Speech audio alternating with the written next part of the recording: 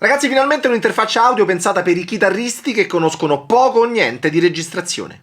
Ho detto bene? Attacchi il cavetto? Via! Ciao ragazzi, sono Alessandro Giordani, sono un chitarrista e uno dei problemi che affronto con i miei allievi è come registrare la chitarra. Se non sapete come fare, niente paura, vi serve essenzialmente un computer o tablet e una scheda audio. Come questa nuovissima Polar di Blackstar, un'interfaccia a prova di neofiti dell'audio e della registrazione. E ora vi spiego perché è nata proprio per i chitarristi. Vi lascio come sempre il link in descrizione e mi raccomando ragazzi, però se siete già iscritti al canale, attivate quella dannata campanella che trovate qui sotto.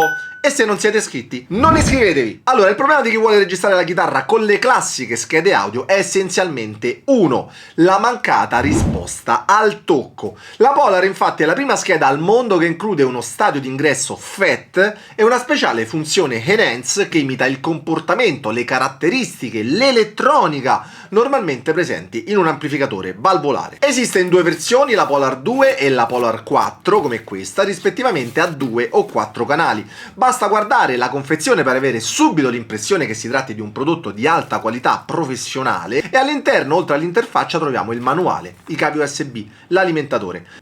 La scheda dà una bella sensazione di solidità che non guasta mai e sebbene sia pensata per i chitarristi possiamo collegarci ovviamente altri strumenti come un basso, una tastiera, un microfono. In basso vedete ci sono i 4 canali di ingresso con connettore combo jack XLR e lo switch per l'alimentazione Phantom. Ora, se siete dei neofiti e vi state chiedendo esattamente cosa faccia un'interfaccia audio, ve lo spiego subito. In poche parole, questo strumento ci consente di collegare strumenti musicali o altre apparecchiature audio a un computer e registrarli. Per ascoltare abbiamo 2 coppie di uscite sul retro per collegarci ad esempio agli altoparlanti e possiamo regolare l'ascolto monitor con la grande rotella sulla destra e ovviamente possiamo tenere d'occhio i livelli di ingresso e di uscita. In questa versione poi abbiamo ben 2 uscite cuffie con volumi indipendenti e quindi è perfetta se vogliamo registrare 2 musicisti e avere quindi 2 ascolti indipendenti, molto utile ad esempio se riprendiamo un duo chitarra e voce. Ragazzi, prima di farvi vedere come registrare, prendete il vostro computer e scagliatelo sul tasto mi piace e doppio mi piace e non azzardatevi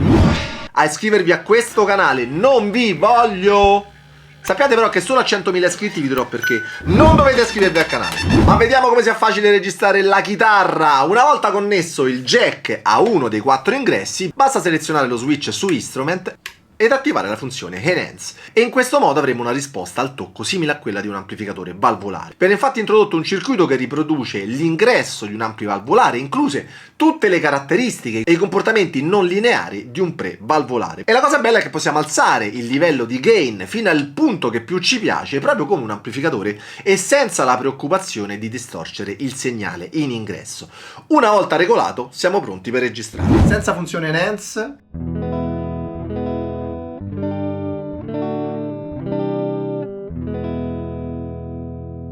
attiviamola.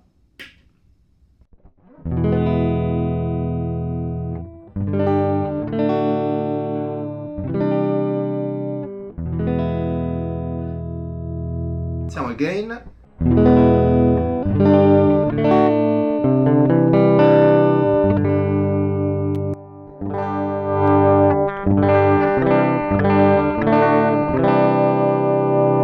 Gain a 3/4. Un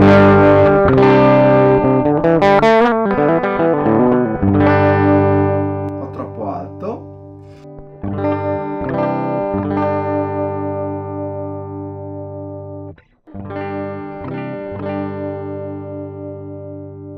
E per un suono ancora più realistico, Blackstar include anche dei software, tra cui il famosissimo plugin proprietario St. James, che ho recensito qui sopra e che uso abitualmente, e questo plugin accoppiato con la funzione Enhance della Polar 4 rende l'esperienza ancora più piacevole e realistica.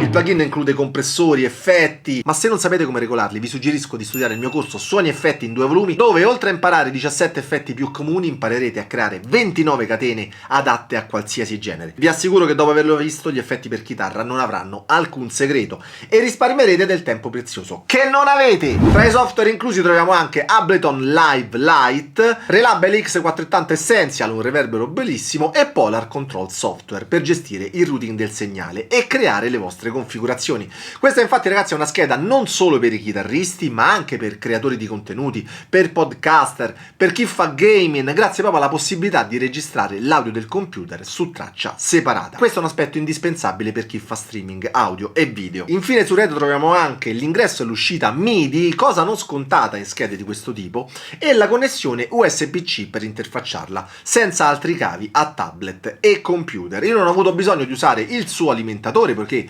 prende la corrente dal cavo USB incluso. Ovviamente però qualora ne aveste bisogno potete alimentare la scheda. Ma vediamo i pro e i contro di questa Polar 4. Pro: 1. Lo stadio d'ingresso FET con una risposta simile a quella di un ampli. 2. L'impossibilità di clippare il segnale grazie alla grande headroom dei preamplificatori.